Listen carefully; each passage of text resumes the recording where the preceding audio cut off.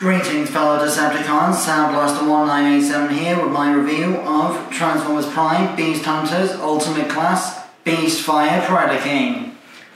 This is a electronic version of Predaking that's much larger compared to the other Beast Hunters figures in the line.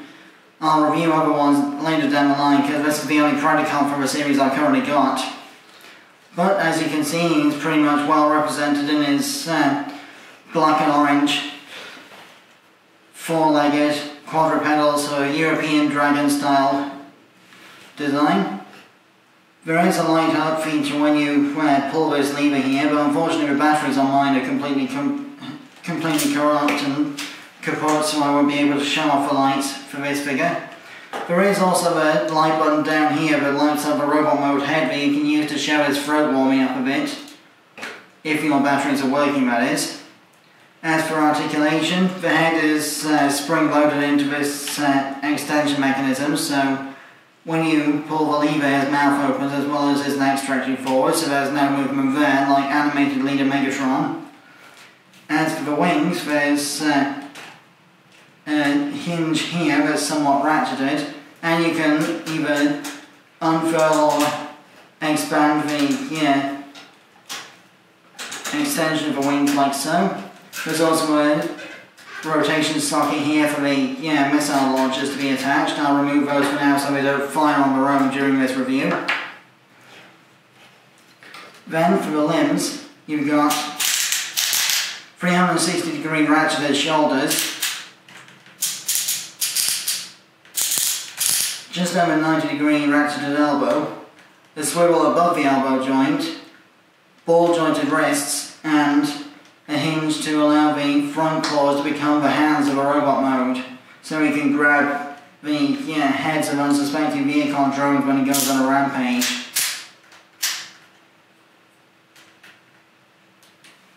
As for the back legs, they're somewhat more restricted due to the transformation and such like locking them in place. But there is a, well, I suppose you can untap this peg here from a transformation to unlock a little bit of outward movement, and there is a thigh swivel cut of the robot leg.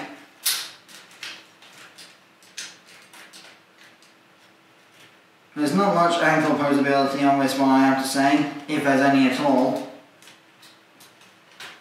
And there's also a hinge on the panel here that allows his tail to move around.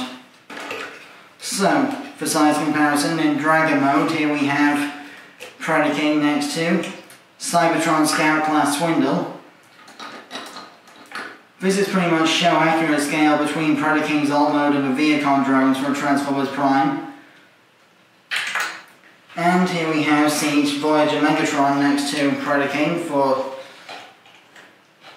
again, not quite accurate scale because Megatron here is too big compared to Predaking, because Predaking is supposed to be like the biggest Decepticon in the show. Not counting Unicron, of course, because Unicron's not really a Decepticon, he's just pure evil. So, to transform Predaking to robot mode, first what you want to do is remove the wings like so. They just C-clip into place on the two cylinders on the back, like so. You're not really supposed to remove the wings for transformation, but it does make things easier, otherwise they'll just pop off on their own and start flapping about where they shouldn't. So, next what you want to do is grab hold of this panel with one hand and the tail with the other and gently finagle the tail out of the way.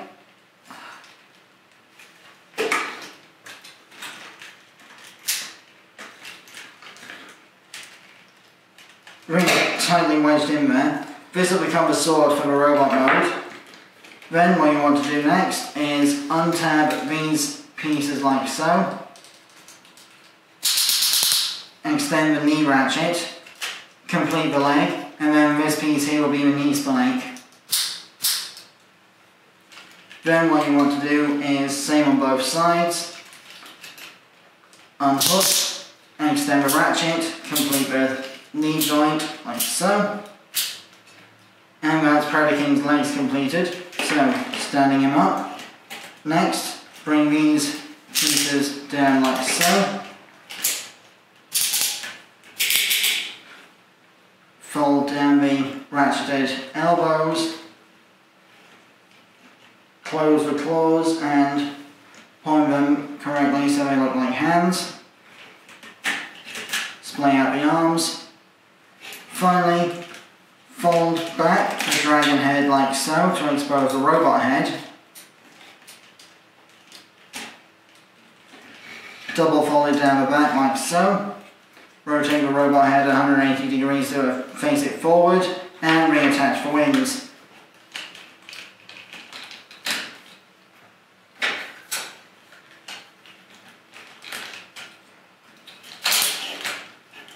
And here we have Transformers Prime Beastfire Predaking in robot mode.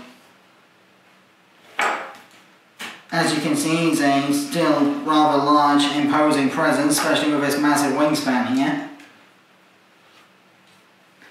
Now you can ratchet the wings in such a way that the wingspan is somewhat reduced, which I believe is more screen accurate than having them fully exposed and flared out at all times, like so.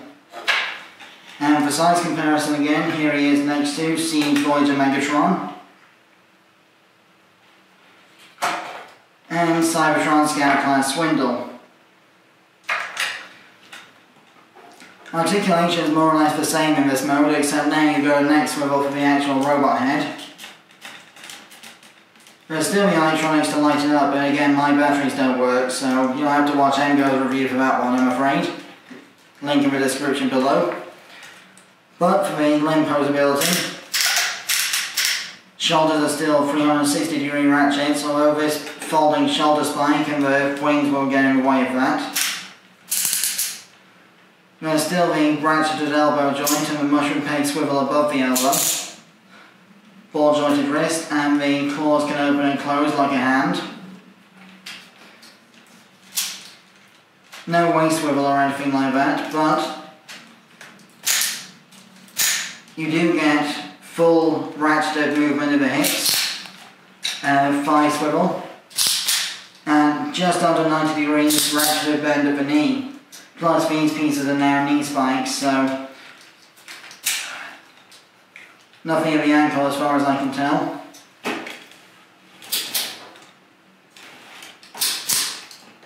For armament, Predaking can even wield his missile launcher weapons in hand, like so. Or he can wield his tail like a big sword, chainsaw, axe thing, with his multiple serrated edge blades, like so. Though again on my copy, the peg of the sword is a lot tighter than it should be. Plus also the ball joints and the wrists are a bit weak on my copy, so they can't really hold the sword in a decent pose for long before it starts flopping around, like the gun arm on Animated Shockwave from my review of him. So, that more or less concludes my review of Transformers Prime Beast Hunters Beastfire Predaking. I have been Soundblaster1987. Join me again next time when I'll be reviewing Transformers Cybertron Scout Class Swindle. Till then, till all are one.